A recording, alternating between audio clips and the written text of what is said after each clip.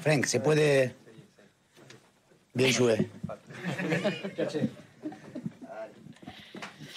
Allez, on y va. Karim? Bonjour Iman. Un petit peu dans la lignée du match de Monaco, on avait souligné en zone mixte la déception collective, mais revenir un petit peu sur ton premier match vraiment abouti avec un but, une passe décisive. Comment tu l'as vécu et comment tu as récupéré aussi par rapport à ton petit pépin physique qui a occasionné ta sortie? Bonjour. Déjà, ça m'a fait plaisir de marquer mon premier but avec l'OM. J'attendais ce moment depuis longtemps. Après le match, il ne s'est pas passé comme on voulait. Comme je l'avais dit, je préférais gagner le match que marquer. Mais il s'est passé des trucs, il y a eu quelques erreurs, mais c'est des trucs qu'on travaille à l'entraînement. Après, au problème de mon pied, ça va, je veux bien, merci. So the first question was after the game against Monaco. We talked a little bit in the mix zone. Obviously, you were quite sad for the loss, but you scored your first goal. You did an assist. So how was it for you? And also if you recovered completely from the injury. And the answer is obviously I was very happy for the goal. First goal with OM, that was something I was waiting for. It wasn't what we expected, what we wanted. I would have preferred to win instead of scoring a goal. But we are working on it on training, and as per my foot, it's fine now. Jean-Claude. Bonjour. C'est la première fois que vous revenez au Vélodrome là, depuis le match contre Toulouse et la fameuse réunion qui a entraîné la crise à l'OM. À quelle ambiance tu t'attends demain au stade? Et est-ce qu'il y a de l'appréhension justement dans le groupe par rapport aux supporters? Déjà, nous, on est en train de bosser dur pour le match de demain. Après, on s'attend à un gros public demain. On veut qu'il soit derrière nous. Et nous aussi, on va jouer pour que aussi ils nous supportent à fond. Mais voilà, nous, on est là, on a préparé le match bien. On est prêt pour le match. On va tout donner et remettre les choses bien pour essayer de gagner le match. So the question was, it's the first time you come back to the Velodrome Stadium after the bit of crisis that you had with the situation of the club. So do you fear a little bit the reaction of the fans? And the answer is we work hard to win the games. I think tomorrow there will be a great atmosphere. We really want the fans to push us, to cheer for us, and really help us going through the game. But we're ready and we'll give all we have got. Bruno. Bonjour Iliman, bonjour à tous. Peux-tu nous donner ton sentiment sur ce deuxième match? Est-ce qu'il est déjà primordial pour l'OM dans ce mini-championnat où il y a 6 rencontres et à 4 équipes? Et puis également sur Brighton, que tu connais bien, tu jouais en Angleterre la saison dernière. C'est un club que l'on découvre un petit peu depuis plusieurs mois ici en France avec un nouvel entraîneur. Il y a eu des joueurs qui ont été transférés, il y a une équipe qui a changé, mais on a l'impression que la philosophie reste la même et notamment qu'il y a beaucoup de buts marqués par cette formation. Peux-tu nous en parler également, s'il te plaît? Je pense que tout le monde le voit comment Brighton y joue. Au moment même, c'est une des équipes qui joue le plus beau foot. Après, moi je pense que chaque équipe est battable. On regarde ce qu'ils font, comment ils jouent, on prépare bien notre tactique à nous. Chacun va savoir quoi faire individuellement mais aussi en équipe. Donc voilà, après c'est pas dans le contexte de ça va être un gros match, c'est l'Europa League, c'est un gros tournoi. On est ici, on est à l'OM pour jouer ces grands matchs. Donc après va falloir juste donner tout sur le terrain et voilà, juste montrer qu'on est l'OM. So the question was, it's the second match day of this group stage, but can we say that it's already a very important game as you only have 6 fixtures with the 4 teams involved? And can you tell us something about Brighton, because you might know them very well? We've discovered them in the last year. We know there's a new manager, new players, but they seem to always play in the same way with a lot of goals that are scored. And the answer is, I think that everybody knows how Brighton play. They play a beautiful football, but you know, here we can beat anyone. We know how we want to play. We know how we want to be on the pitch, what to do collectively, but also individually. And you know, obviously, it will be a big game. It's Europa League, but hopefully, here we want to show that we're Marseille and that we're ready for that. Mathieu. Pardon. J'ai 2 petites questions pour toi. Toi qui as baigné dans le foot anglais, est-ce que voilà, il y a un joueur de Brighton en particulier que tu suis, que tu aimes bien et qui est un peu frisson? Et la deuxième, tu côtoies depuis 2 mois, un peu plus de 2 mois, un grand joueur, Aubameyang. Voilà, qu'est-ce qu'il t'apporte sur le terrain comme en dehors? Déjà, je suis pas trop les joueurs individuellement de Brighton. Je les regarde juste en équipe ou quand eux, ils font leur match. Mais ils ont beaucoup de beaux joueurs. Des bons joueurs et des joueurs qui ont eu des belles carrières aussi. Après, avec Oba, il m'apporte beaucoup de tout ce qu'il fait à l'entraînement ou dans les matchs quand il fait ses finitions ou des trucs comme ça. Il me parle beaucoup, il me montre beaucoup. C'est comme un idole déjà quand j'étais jeune. Moi, je le regardais tout le temps jouer. Donc ça fait plaisir de jouer avec lui. Donc voilà, il me pousse beaucoup. Quand on fait des séances de tir ensemble, par exemple, et il me dit comment faire, j'apprécie beaucoup. Donc voilà, après, j'espère être à la hauteur de son niveau qu'il a eu durant sa carrière et faire beaucoup de belles choses avec lui cette saison. So first question is there one player from Brighton that you really like, that you follow? And also about a player that is in your team, one of your teammates, Aubameyang, what do you learn from him? And the first answer is I don't follow one player specifically. Obviously, I follow the team and what they do. I think they have a lot of great players with great careers. And as for Aubameyang, obviously, he gives me a lot. I learn from him. He shows me a lot of things, especially when we are on training. He was one of my idols when I was young, so it's very nice for me to play alongside him, and I really think that he pushed me to be better. So I hope that one day I can reach his level and that we can do a great thing this year. Hi, Element.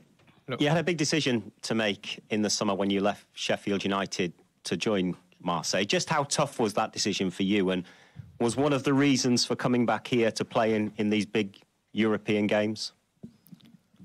Il y avait beaucoup de raisons pourquoi j'ai choisi Marseille. C'était un dur choix, comme c'était entre la Première Ligue et mon club de cœur que j'ai voulu jouer toute ma vie pour. Après, oui, évidemment, jouer les gros matchs européens, ça fait partie de ma décision. Et en tant que joueur de l'OM. Donc voilà, ça a été dur, mais j'ai bien réfléchi et je pense que j'ai pris la bonne décision de choisir l'OM. Donc la question, ça a été une grosse décision à prendre pour vous de quitter Sheffield cet été pour rejoindre l'OM. Est-ce que le fait de jouer aussi en Europe a été une influence dans cette décision? Et the answer in English was, obviously it was a tough decision, but there were many reasons involved. OM has always been the team I supported when I was young, the team I loved. So I knew how they played. I knew what I was looking for. And obviously, to play European game is something that is important. It's part of the decision, but it's not just like that. Flo. Oui, Iliman, bonjour. Je reviens sur une question qui t'a été posée au début, le retour au Vélodrome. Est-ce que tu as un message aux supporters? Est-ce que cette unité entre vous, le public, voilà, que tout le monde fasse bloc, est-ce que tout ça est très très important? Et est-ce que l'état d'esprit que veut vous inculquer Monsieur Gattuso, est-ce que justement tu penses que ça va plus plaire aux supporters, cette envie de tout donner à chaque fois que vous jouez? Merci. Oui, déjà revenir au Vélodrome. Déjà, je sais que à chaque match, les supporters ils sont derrière nous. Que ce soit comment le match se passe. Un mot pour eux, c'est juste continuer comment vous nous supportez. On veut les entendre très fort, qu'ils nous poussent sur le terrain. Et nous, on leur rendra la même chose. Et puis, ouais, l'état d'esprit de l'équipe, elle est bonne. Je pense que déjà, pour commencer avec le match de Monaco, je pense que début du match, on partait à fond et c'est un nouveau style de jeu comparé à l'ancien coach. Donc, je pense que tout le monde s'adapte vite. Donc après, comme je dis, il reste juste quelques erreurs à gérer, comme par exemple défensivement. Mais défensivement, ça commence par les attaquants. Donc voilà, en équipe, je pense que si défensivement on s'améliore et aussi marquer plus de buts pour aller gagner les matchs, je pense qu'on pourra faire une belle saison. So the question was once again about your comeback at Velodrome. Do you have something to say to the supporters, to the fan? And also, do you think that the mindset that has been shown and taught by manager Gattuso is important and might be better seen by the fans? And the answer is yes, to be back at the Velodrome. Obviously, I think that the fans will always support us. They're always there for us. So if I have something to say to them, just keep supporting us, keep pushing us. We'll try to do the same for you. And I think that the mindset is good. At Monaco, we had a great start of the game. It's a new style compared to the former manager, but I think that we adapt pretty quickly. And obviously, there are still some mistakes to correct, especially in defense, I think. But it starts with forwards, it starts with the other players. And if we can also score more goals, it would be even better. Allez, on termine. Pour Iliman. Iliman, en anglais, you said earlier that Marseille is the club of your heart. Can you just explain why that is and since what age you supported this team? And also whether you are considering one day to come back to the Premier League, because you know you spent a lot of your career in England up until this point. Well, it started with when I was five years old. I had my first football kit and it was Marseille. But obviously that's not what made me love Marseille. From everything that's in the club, the way the club is, the fans, the crazy atmosphere at the stadium. I've always dreamed of playing in front of them, of the fans. Like I would think like, oh, it would be like unbelievable to play under, you know. So yeah, just everything they do. Obviously, also the great players that I've watched play for Marseille, it's made me want to become like them, you know, like legends, Marseille and things like that. So yeah, I just dreamed of being here one day, and obviously here I am. And then obviously, yeah, going back to the Premier League one day, I would love to. It's a great league. So yeah, just one day. Okay. Thank you. Alors la question, c'était pour revenir sur le fait, vous avez dit que Marseille était votre club de cœur, donc est-ce que je peux vous demander pourquoi? Et étant donné que vous avez joué tellement d'années en Angleterre, est-ce que vous pensez revenir un jour en Premier League? Et la réponse, c'est, je pense que quand ça a commencé quand j'avais 4-5 ans, j'ai reçu mon premier kit, mon premier vêtement de foot, et c'était un maillot de l'OM. Mais après, ce n'est pas que ça, c'est l'histoire du club, les supporters, l'atmosphère. J'ai toujours rêvé de jouer pour eux. Et voilà, donc c'est incroyable de pouvoir y être. J'ai aussi beaucoup suivi les joueurs par le passé. C'était un rêve de pouvoir jouer comme ces légendes, voilà. Donc ça, c'était un rêve devenu réalité. Et en ce qui concerne la Premier League, oui, j'aimerais y retourner un jour. C'est vrai que c'est un grand championnat, donc voilà, on verra un jour peut-être. Merci beaucoup. On va libérer Iliman. Merci. On y va.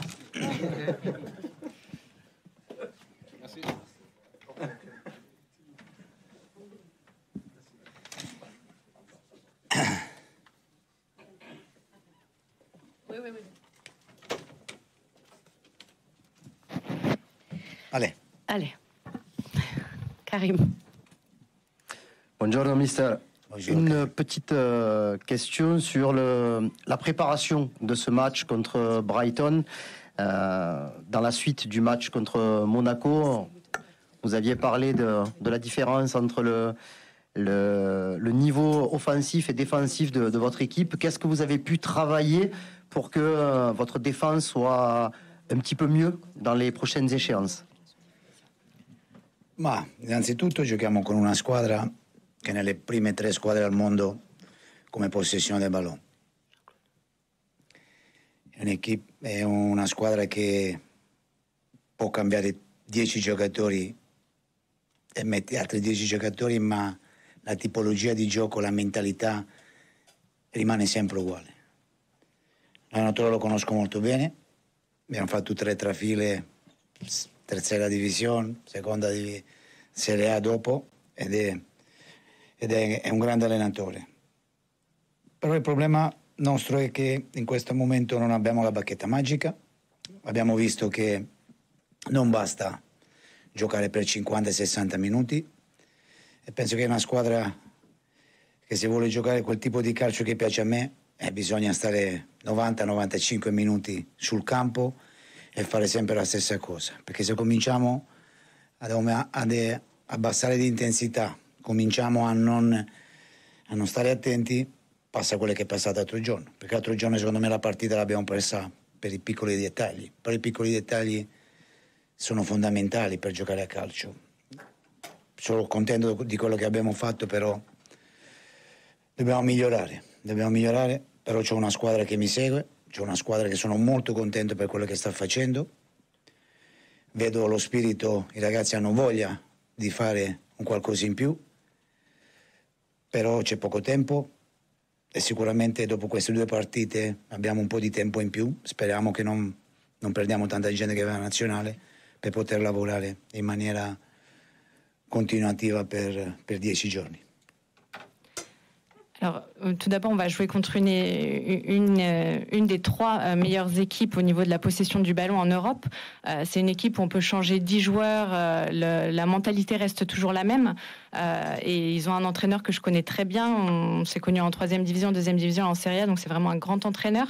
Après, nous, évidemment, on n'a pas de baguette magique. Là, pour le match, ce qui est important, c'est qu'on essaie aussi de jouer 60 minutes un peu plus en faisant les mêmes choses, parce que si on baisse d'intensité, on risque de commettre des fautes, de perdre l'attention, et c'est ce qui s'est passé l'autre jour. Ça se joue sur les détails, c'est les détails qui font la différence dans le football. Donc évidemment qu'il y a des choses à améliorer, et le temps est assez bref, mais voilà, je vois que les joueurs ont envie, il y a vraiment un bon état d'esprit.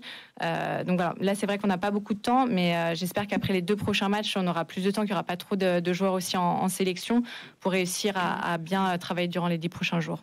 So the question was regarding the last game. After the match in Monaco, you said that there were a big difference because between your defense and the attack. So did you have the time to correct some mistakes and work on some things? And first of all, the answer is we'll play against a team that is 1 out of 3 in the ball possession in Europe. So a team where you can change 10 players. The mentality, the mindset is still the same, is always the same, and they have a great manager that I've known for a very, very long time in 3rd, 2nd division in Serie A as well. So obviously there is no secrets. Now we can't fix everything. The most important thing is to keep our pace, keep our game for at least 60 minutes, to be always focused, because if we decrease the intensity, if it's low and we are not focused, we make mistakes. That's what happened the other day. So, everything is on details in football. So this is very important. Obviously, we still have things to improve. There is room for improvement, but the team is happy, is fine. I mean, the players are willing to improve. There is a good mentality, a good mindset. So hopefully after the 2 next games, we'll have the time to try to work on the things. Hopefully, with the international break, we won't lose too many players to work on that.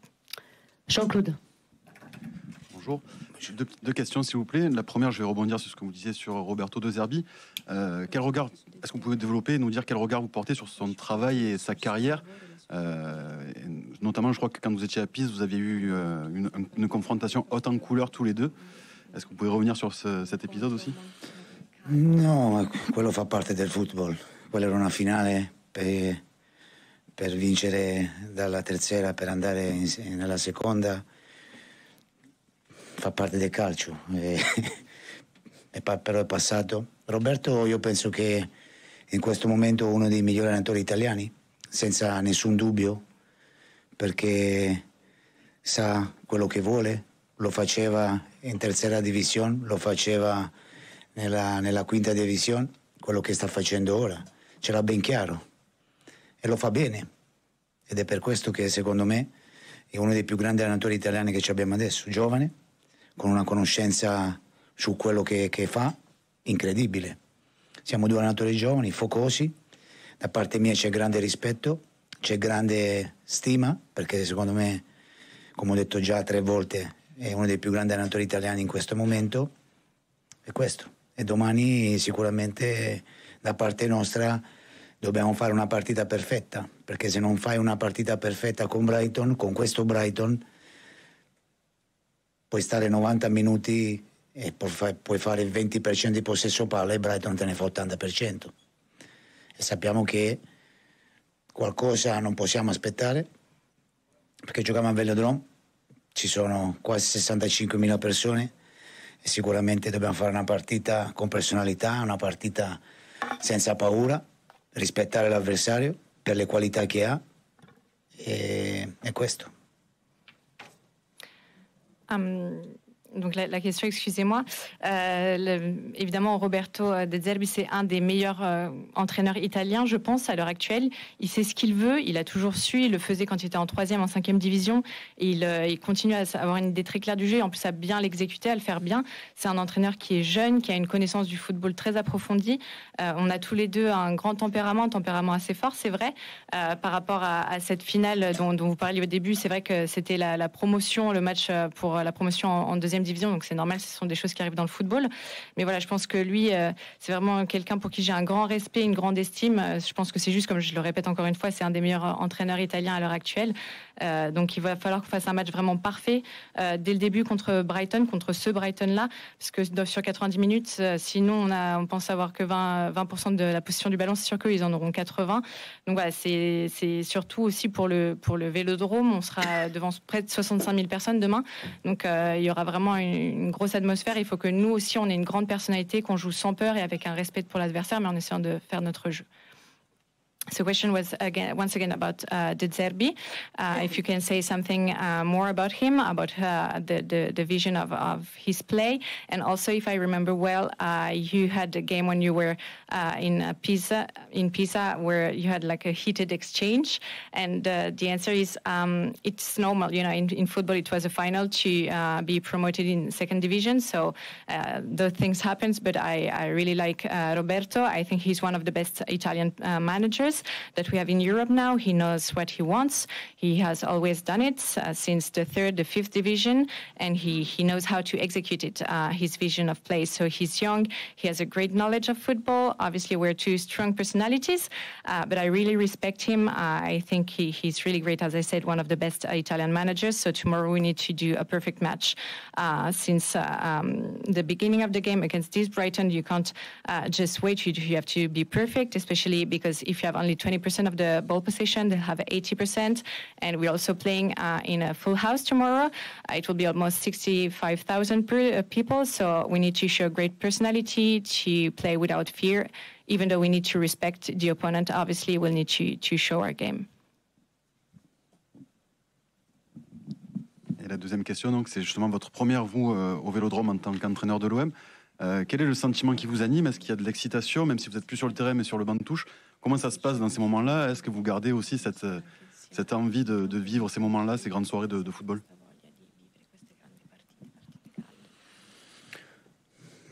Penso che, come ho detto prima, 65, oggi sono 60.000, mancano 5.000, però penso che il Velodrome si va a riempire, ma penso che io ho una visione un po' tutta mia sull'atmosfera negli stadi. Io penso che il dovere nostro di far accendere la luce dentro lo stadio. È la squadra che deve trasportare il tifoso. Il tifoso ti aiuta, ma dopo 20 minuti se giochi una partita non buona comincia a rumoreggiare, non c'è atmosfera, e penso che noi dobbiamo essere bravi ad accendere la luce e di tenere la luce sempre accesa, il volume sempre alto. Come si fa? Con la passione, con la voglia, con l'interpretazione della partita giusta. E per questo, perché dopo giocare a Velodrome, se le cose non vanno bene, è peggio, Perché bisogna avere carattere, la maglietta comincia a pesare, non è facile. È per questo che secondo me dobbiamo essere noi bravi a tenere sempre la qualità del gioco alta, la qualità, l'intensità alta, e così i tifosi sicuramente non ci lasceranno per un minuto.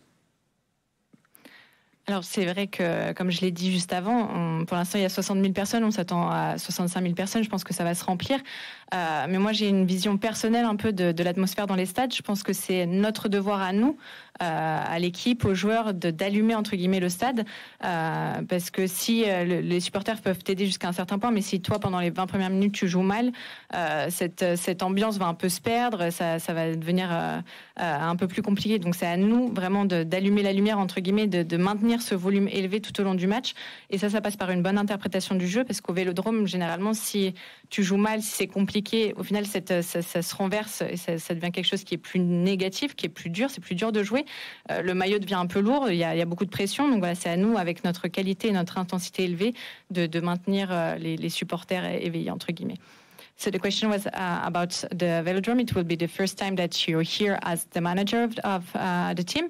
So what do you think about the atmosphere, whether it's on the pitch or in the bench, as you've experienced it? So the answer is tomorrow, as I said, we're expecting at least 60,000 people, maybe 65. But I have my own vision of the atmosphere on the stadiums. I think that it's up to us to really light them up, to really create a great atmosphere for the fans, because the fans can help us. But if you've been playing for 20 minutes in a bad way, obviously the atmosphere will be a little bit loose. They won't really like it. So it's up to us to really raise the volume for them, to enlighten them. And this goes through the game. So great intensity, great quality of the game, because, you know, at the Velodrome, if you play badly, in the end, the atmosphere can be against you. So it might be also very hard for the players to play. So that's what we need to do. Francesco? Hai già parlato tanto dell'avversario, l'italiano lo conosci bene. Che tipo di partita ci dobbiamo aspettare proprio domani? Due stili diversi? È facile, Francesco, è di facile lettura di una squadra che non cambia una virgola, che ti viene a palleggiare in faccia spudoratamente, perché lo sa fare molto bene. Ti devi aspettare una partita così, ci vuole coraggio, perché se l'aspetti il Brighton, corri, la palla non la prendi mai. Se lo vai a pressare bisogna andare a pressare bene, perché escono dalla prima pressione, ti possono fare la riga e mezzo. È una partita di facile lettura, bisogna avere coraggio, correre, saper correre, e quando c'è la palla avere il coraggio di giocare anche te, perché se pensi solo di aspettare e di giocare col braccino, sarà una serata molto lunga e noiosa anche, bella per loro e noiosa per noi. Ci vuole coraggio, con la consapevolezza che giochiamo con una squadra che sa al 100%. Non c'è bisogno di vedere la formazione, può giocare chiunque. Se tu vai a vedere nelle ultime partite, nelle 10 partite, 11 partite che hanno fatto, ha cambiato la percentuale dei giocatori su per giù, 50-60% cambia, però l'identità non cambia mai. Penso che il titolo può essere coraggio, senza paura. Se abbiamo paura, ce ne stiamo a casa. Alors la question c'était simplement, on a déjà beaucoup parlé de l'adversaire, mais à quoi on doit s'attendre pour le match de demain? Et la réponse, c'est la lecture du match, elle est simple. On sait que c'est une équipe qui ne change rien. qui joue toujours de la même façon, avec beaucoup de passes, beaucoup de possession de ballon, qui vraiment te rentre dedans avec les passes. Donc il faut vraiment qu'on puisse jouer avec du courage. Voilà, si on pouvait donner un titre, ce serait courage et sans peur, parce que si tu les attends, tu sais que tu vas vraiment passer tout le match à les regarder jouer avec le ballon. Et si tu presses, il faut aussi bien faire attention, parce que eux, ils sont très rapides aussi dans les lignes pour contre-attaquer. Donc voilà, va falloir avoir du courage, savoir courir demain, et quand on a le ballon aussi, avoir le courage, voilà, de jouer vraiment, de pas être timide, parce que sinon, si on n'a pas ce courage, cette force de jouer, ce sera ennuyeux pour nous. Ce sera pas un match beau à voir, et ce sera eux le jeu auquel ils s'attendent, et le jeu qu'ils aiment. Donc voilà, on l'a vu, c'est pas important quelle sera leur composition, qui jouera pour eux sur les 10-11 derniers matchs. Je pense que si on regarde les statistiques, il y a 50-60% de changement de turnover dans l'équipe. Donc voilà, les joueurs changent, mais l'identité reste toujours la même pour leur équipe. So the question was about your opponent. What are you expecting for tomorrow? And the answer is, I think it's an easy thing to see. They won't change anything. I think they'll play as they've always played, with a lot of possession, a lot of passes. Something that we need is to be brave, to play without fear. As I said, I think that bravery is really the key word for tomorrow. Because if we are waiting for them, they'll spend all the time with the ball, and we won't be able to win it back ever. And if we want to press, we need to have a good pressure on them, because they're really fast on counterattack as well. So bravery, knows how to run with the ball, and don't have fear. I think is non è perfetto counterattack. Non fanno counterattack, giocano. Giocano e basta. Imbucano e giocano. Perché la parola contrattacco penso che non va bene. Non va bene. Okay. Nella squadra di De Zerbi la parola contrattacco non va bene. Donc pas de contre-attaque, excusez-moi, juste le fait qu'ils jouent, en fait, ils réussissent à s'insérer partout, et donc à Dopo jouer. 25-30 passaggi arrivano con la palla in porta. Et donc avec 25-30 passes, ils arrivent à arriver dans la surface. Donc c'est même pas une contre-attaque, c'est juste leur façon de jouer, d'être toujours à s'insérer. Pour revenir sur l'anglais, so it's not counter-attack, it's just the fact that they're always playing. So it's not even a counter-attack, it's just that they'll do 25-30 passes, and they'll get to the penalty box, the penalty area. So it's just their ability. It's not counter-attack to define the Zerbi's style of play. It's just the fact that they're able to always been playing with the ball. So as I said, we really need to be able to keep the ball as well, and play with the ball, not to have fear, not to be scared, because otherwise it might be a little bit something that is good for them, but annoying for us, and it won't be really nice. So that's the first point. And the second one is that it's not important who is playing for them. I mean, the starting lineup is not important, because in the last 10-11 games that they played, they had a change in the players about 50-60%. So they changed the players, but their identity is always the same. Mathieu. Bonjour coach. Bonjour. J'ai une question concernant Pierre-Emerick Aubameyang et le poste d'avant-centre. Vous demandez l'intensité du pressing, et est-ce que vous pensez qu'Aubameyang, qui reste encore un redoutable finisseur à 34 ans, il a le volume physique pour répondre à toutes vos demandes au poste avec régularité? Oggi ho parlato con lui, gli ho detto di non pensare che nella Liga sono 8 partite che non ha fatto gol. Non conta i 34 anni, per me contano i dati fisici, fa picchi di velocità 35-36 all'ora, e è tutta una questione se uno ha voglia o no. Io penso che Pierre ancora ha voglia di sacrificarsi, lo sto toccando con mano da una settimana che sono qua. Dopo è normale, un attaccante vive per i gol, sì, però in questo momento in Europa 3 gol l'ha marcati se non sbaglio, e in campionato ancora no, però mi interessa la voglia, mi interessa per come si allena, e vedo nei suoi occhi e ugualmente nei dati fisici che è ancora un giocatore che può dare tanto.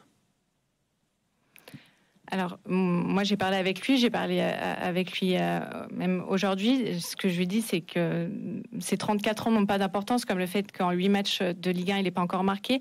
Ce qui est important, c'est au niveau physique. On voit qu'il fait encore des pics à 35-36 km/h en vitesse. Donc, c'est quelque chose qui est objectif pour tout le monde. C'est l'envie de sacrifier. C'est vrai qu'un attaquant est là pour marquer aussi. Voilà, il a marqué 3 buts, je crois, déjà en Ligue Europa. Il n'en a pas encore marqué en championnat, mais je vois vraiment... 4. Ah. Però questo L'ho detto io, mio errore. C'était 4 buts. 4 buts en Ligue Europa. Mais voilà, je vois à l'entraînement, je vois qu'il a envie de tout donner. Ça, c'est l'important, je pense. Je pense qu'il peut encore beaucoup nous apporter. So the question was about Aubameyang. Do you think that he can still give you things at an offensive level as a center forward, even though he's still 34? He's 34 years old. And I talked with him in the last few days, today as well. Even though he didn't score in the 8 first games of the championship, of the league, sorry. And he's 34 years old. I know that he's really fast. We've seen the data. The statistic data is something that is really important. He's running at 35, 36 kilometers per hour.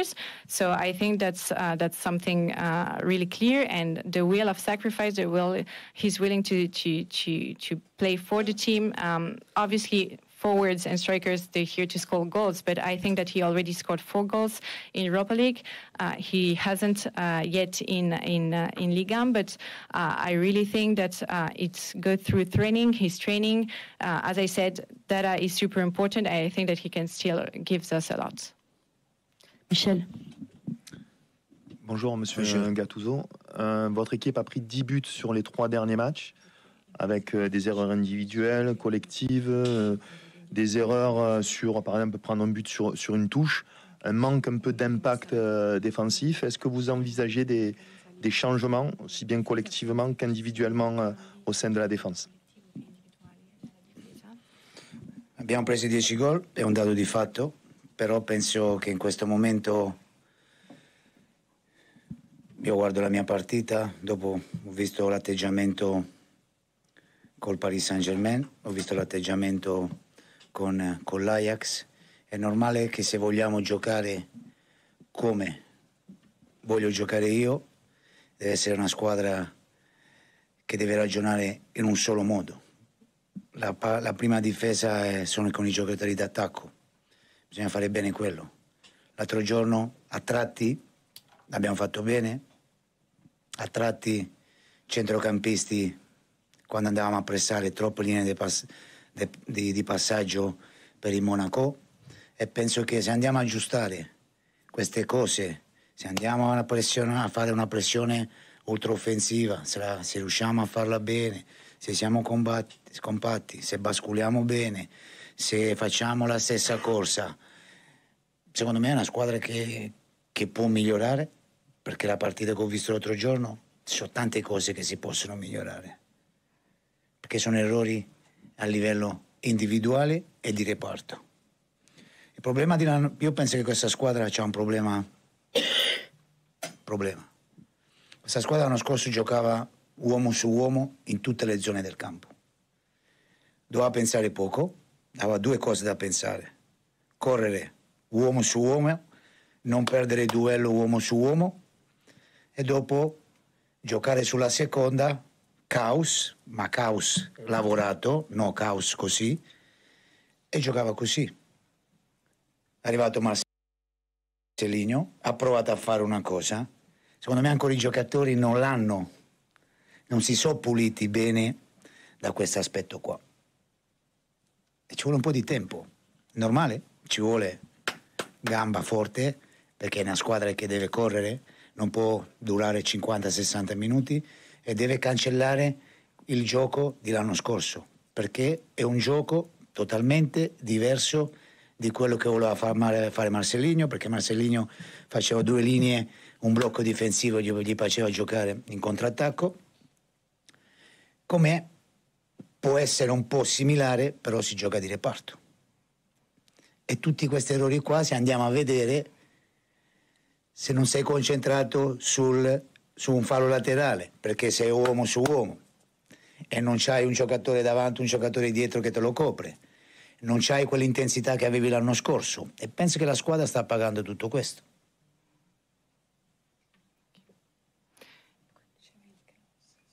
Un caos preparato, allenato. Okay.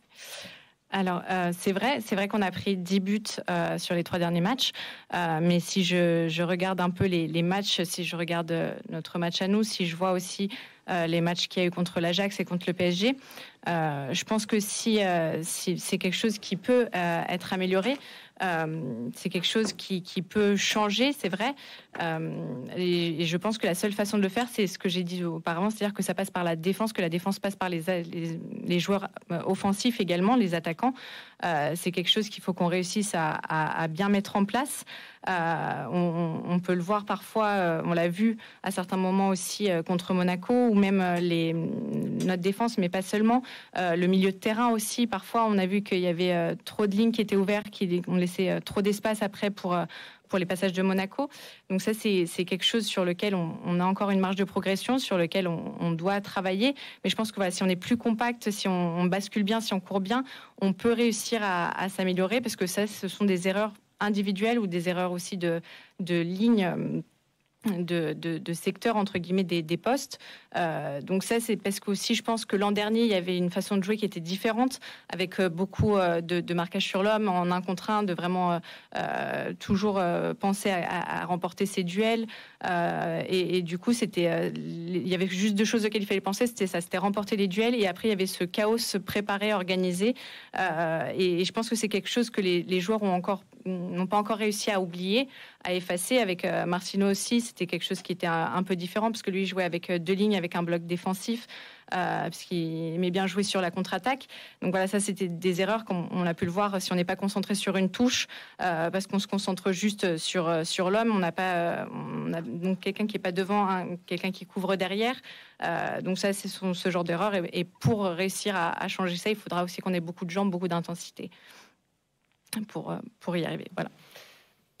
So the question was about the last few games. You have conceded 10 goals in the last 3 games. So what do you think about it? And do you think that you have to change your defense individually or collectively? And the answer is that's true. We conceded 10 goals, but I have rewatched the game that I played, that I managed, and the games against Ajax and PSG. I've seen the attitude of the players, the mindset. I think that we can turn things around, honestly, and the only way to do so is through the defense with the players that are offensive players as well, because I think that the other day we did something good, but sometimes we couldn't do it in defense. Also with midfielders, sometimes they widen and they left too much spaces for passes from Monaco. So I think that's something that is due to the past, because they used to play one-on-one, trying to only focus on 2 things, not to lose any challenge against the other team, and then to start this organized chaos on the second ball, on the second touch. So that's something that the players have not forgotten yet. With Marcelino also, it was a different style of play, with 2 lines, 1 defensive block, because he loved to play in counter-attack. So they just need to start forgetting that and learn the new process, because as you said, if we're not very focused in throw-ins, for example, because we're just focusing on one-on-one and forgetting to cover the other side with another player, then we do mistakes. So that's what we have to do, and he'd go through a lot of intensity, a lot of running as well. Allez, on termine avec toi, Flo. Oui. Coach, vous avez parlé de la nécessité qu'il y ait du courage, du cœur demain contre Brighton, la nécessité aussi de s'adapter à de nouvelles consignes. Est-ce que dans ce groupe, il y a la personnalité nécessaire, le caractère nécessaire? On avait quelques doutes en début de saison sur ce que vous avez vu, vous, depuis une semaine. Est-ce que vous êtes rassuré par rapport au caractère, au leadership qu'il peut y avoir dans ce vestiaire?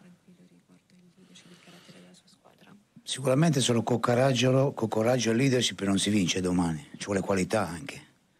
bisogna saper giocare, avere il coraggio di giocare, perché solo col coraggio e con mentalità domani non si vince, ma nessuna partita la vinci solo col coraggio e personalità.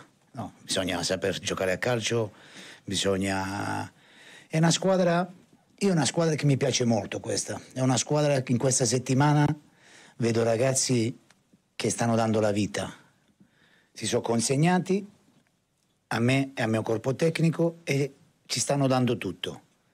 Però è una squadra che in questo momento ha delle difficoltà.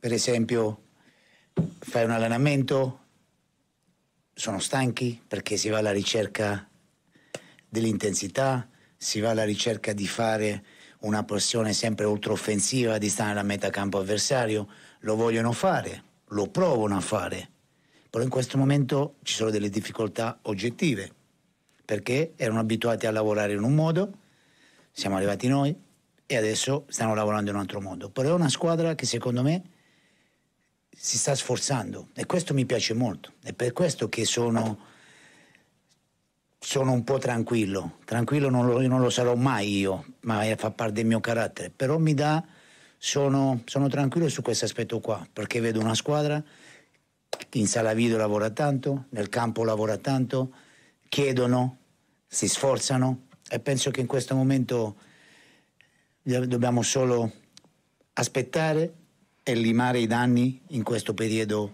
fin quanto non ci sistemiamo a livello fisico come piace a me, a livello mentale come piace a me, però secondo me siamo nella strada giusta. Alors, je pense que tout d'abord, on ne peut pas gagner juste avec le courage et la leadership. Évidemment, il faut de la qualité dans le jeu, parce que le courage, la mentalité, la personnalité, ça ne suffit pas. Il faut savoir jouer au football, évidemment. Mais c'est une équipe qui me plaît beaucoup. Les joueurs donnent vraiment tout. Ils se sont donnés à nous, à mon staff et à moi. Donc, évidemment que c'est un style de jeu différent. Donc, on le voit bien, par exemple, pendant l'entraînement, ils sont fatigués, puisqu'on a cette recherche de l'intensité avec un pressing ultra offensif dans la moitié adverse. Donc c'est dur, c'est quelque chose qu'ils veulent faire, mais qui est différent du travail qu'ils faisaient l'an dernier. Donc voilà, c'est quand même une équipe qui fait l'effort et c'est pourquoi moi je me sens tranquille entre guillemets, parce que tranquille je ne serai vraiment jamais, mais parce que je vois que c'est des joueurs qui travaillent, qui ont envie, que ce soit dans la salle vidéo, que ce soit sur le terrain, ils posent des questions, ils sont attentifs. Donc voilà, évidemment, il faut maintenant attendre et essayer un peu de limiter les dommages qu'il y avait, de limer un peu ces petites choses qui ne vont pas, avant de réussir bien ensuite, au fil du temps, à imposer mon style de jeu. So the question is, you talked about bravery, about mentality, leadership. So do you think that you have a team that is up for the challenge? And the answer is, honestly, first of all, leadership, bravery, mentality, it's not enough to win games. Obviously, you need to have quality. You need to know how to play football. Otherwise, you can't win any game. But I'm really happy with the team. I think that the players have been giving their all. Honestly, they're here for us. It's different from last year. Obviously, it's different from what they've knew in the past. So, for example, in training, they're really tired because we try to really reach a high intensity level with ultra-offensive pressure. So we're always in the opponent's half. But so it's tough. It's hard for them because it's a different way of training. But I need that they're really doing their best. So I'm okay. I'm not worried a little bit. Obviously, I can't be always really not worried, but I think that they're working, whether it's on the pitch or it's during video sessions, they're asking questions. So I think that we just have to wait and try to avoid the mistakes, maybe that we still have the damages, but we're on the good path. Merci beaucoup. Merci.